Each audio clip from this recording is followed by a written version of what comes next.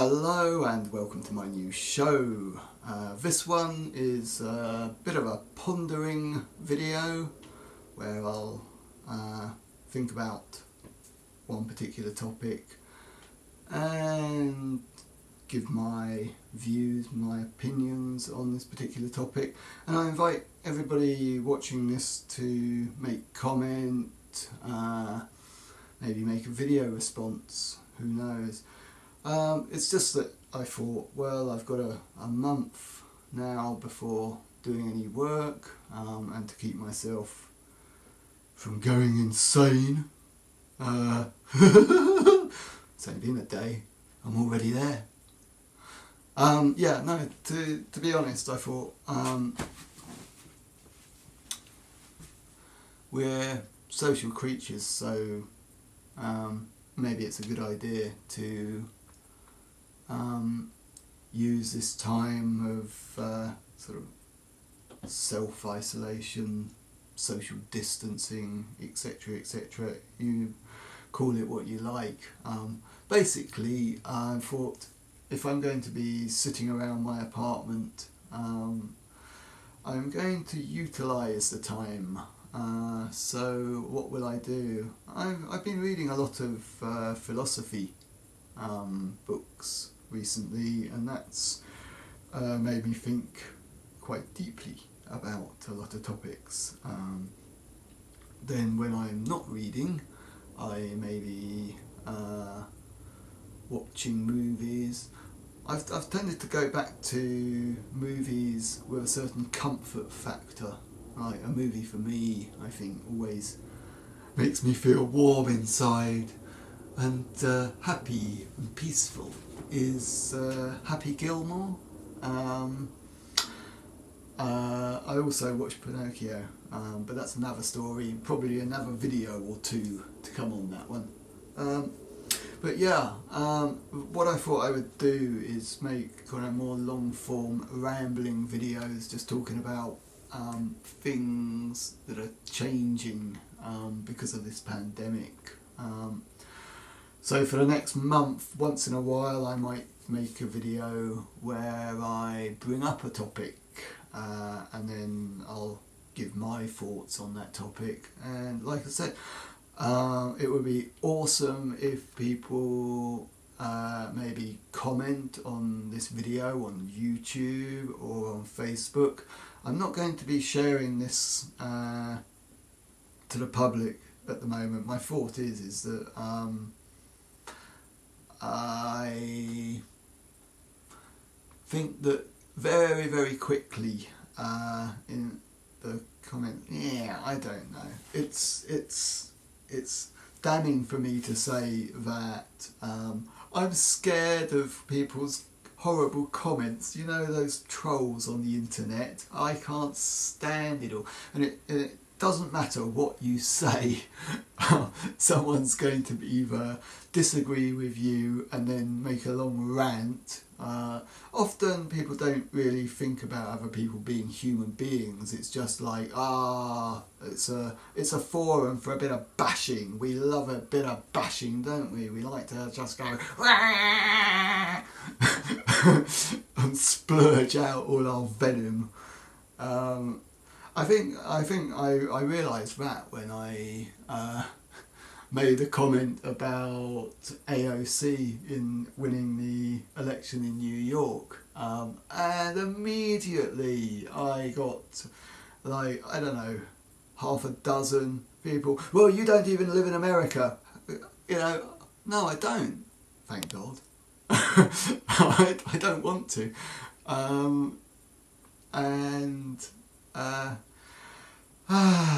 it's like, you know, you put yourself on the internet, you're just kind of like fodder for trolls, and a lot of it is not really worth giving any time to, which is where I come in with, well, maybe it could be quite entertaining to piss people off and upset them knowing that they're just not ready for me yet. That might sound quite conceited, that I'm so more advanced in my thinking than they are, but you know what I mean. It's this, like,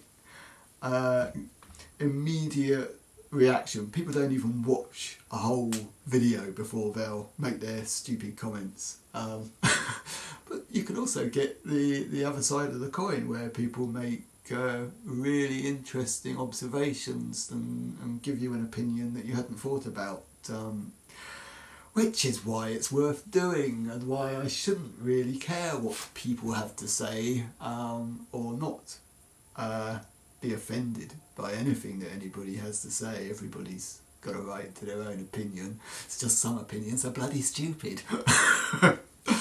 Anyway, so the topic of this video is to do with an idea I've been having about Biobladerunners. Let me just rewind for a moment, because where this idea came from was I was watching an NHK documentary about how Japan is dealing with the coronavirus. I think Japan is doing pretty well, all things considered, and when I was talking to a friend of mine, John, he mentioned that in his opinion he thought perhaps Japan had to deal with SARS and MERS a few years ago, and so as opposed to America and much of Europe, Japan had a few systems in place. Okay, now of course it hasn't, prevented the coronavirus from spreading around Japan, and as of yesterday, or midnight, we went into a state of emergency. But when I was watching this NHK documentary, it was talking about cluster infections and how when a new cluster is discovered, it's like private detectives going around finding people who came into contact with the people who have tested positive, and so that they can try to let these people know that there's a possibility of them being infected, test them, so that you're not wasting the precious testing resources on people who don't need testing. I think in South Korea it was very good that they did massive amounts of testing, and they're seeing dividends, so perhaps that's a better way of doing it. But I still think the Japanese approach of trying to find the most likely people to become infected and testing them to try and prevent the virus from spreading quickly. And that got me thinking about the fact that I wear a kind of tracking device, or wearable computing, as it's known. I wear this this device here, which can be synced, and I synced it with my smartphone via Bluetooth. So essentially my smartphone, or everybody's smartphone these days, is a really good, really useful tracking device. And you can probably guess where I'm going with this, but I was thinking that since we already have a lot of data about our location tracked via our smartphones, wouldn't it be rather helpful if we had an app which tracked our movement and tracked our movement in relation to the movements of other people, so that when there is a new virus emerging, that we can authorise the powers that be, the authorities, the governments, the World Health Organization even, to switch on the system so that we can isolate the people carrying the virus, and rewind and track our movements so that notifications can be appearing on our screens, on our smartphones, to say, go home, isolate, and someone will be coming around to test you. So I think we have the technology to actually nip viruses in the bud, but of course that begs the other question of how much privacy are we willing to sacrifice to have a system like this? Do we stop short at making it mandatory that everybody must actually be chipped? So that's a hot potato, isn't it? Should we be chipped? What advantages are there in society from having everybody chipped? Well, okay, if we didn't commit a murder, it would be quite easy to prove that we didn't do it. Okay, although of course there are going to be hackers who go around, pull out their chip, and then put it in the pocket of somebody else, yeah, and then you can see how the system can be abused, but all systems can be abused. I just think that maybe like Facebook, we switch on a function to say it's okay to know our location, fully aware, or at least warned or forewarned that the system is going to be tracking our data, tracking our movement. So on the other side of the coin, that brings us quite close to a kind of Orwellian world. But I think we live in a world like that that's partially every movement we make is being tracked anyway.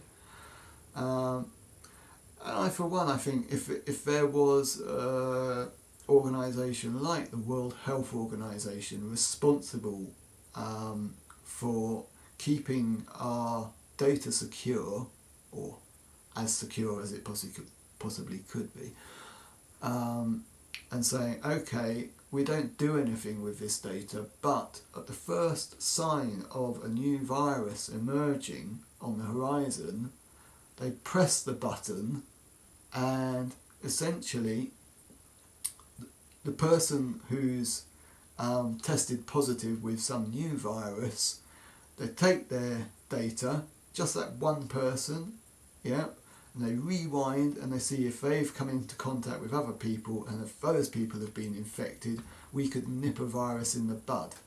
Okay, so in a way, do we need another emergency service? And could this one be what I like to think of as Bio-bladerunners? Essentially being at the ready to go out and find people who've become infected with a virus, yeah, test them. Because if you think about it, this doesn't have to be a global pandemic virus. If we were willing to sacrifice that amount of freedom, we could say we could do it for the common cold, we could do it for influenza, etc., etc. It's all a question about what kind of level of privacy we are willing to sacrifice and for what reward. I think right now the horse has already bolted. There's not a lot we can do other than what we're doing, and but seems that Bill Gates kind of gave us a bit of a warning about 5 years ago, or thereabouts. I thought back to his book, The Road Ahead, that I read in the early mid-90s. I remember being particularly impressed by the fact that there's a man who surrounds himself by a lot of smart people, and why does he do that? Because in the business he was in, it was a shrewd move to be surrounded by people who could tell you their best bet of what's going to be happening in the future. It's pretty sad that there's a president in the United States who is banging on about build a wall, and investing a lot of money into a pointless wall on the physical border of Mexico. There was a different wall that people should have concentrated on, and that wall would be our gut lining, our gut wall. So that's another topic for another day, but essentially I got into biohacking a few months ago, and I've been reading up about the immune system. Consequently, I'd already built up my immune system before coronavirus had appeared on the scene. However, there's a certain amount of truth and to actually the standard American diet not being that conducive to a strong immune system, but again, it's a completely different subject. Anyway, I'm interested in what people think about the idea of having a system that could alert us that we've come into narrow range with someone who's infected or tested positive with a particular virus. I guess we could also design an application which would say what level of privacy we're willing to sacrifice. I know for starters, I would have it as a default setting of saying a life-threatening pandemic such as COVID-19. Yeah, I think I would say it's all right to know that where I was going, who I was with. I'm perfectly okay with that. Okay. All right. Problem is, of course, is that different people would have a different level of privacy that they're willing to sacrifice. So if someone says, it's, bubonic plague, yes, I want to be notified about that. Okay. Perhaps that should be like the base level, is any virus considered by the World Health Organization as life-threatening, then that's the default setting. But every single smartphone, every single iPad, every single wearable technology capable of tracking our movement could feed into this system. Okay. For the whole point of it is just a way of speeding up the ability to nip a virus in the bud before it starts to proliferate. And that's my thoughts. I'm interested in hearing what other people think. Okay, so if you want to drop me a line, write a comment, even make a video, or talk to me on Skype, that's all good. Alright then, signing out for now. Bye bye.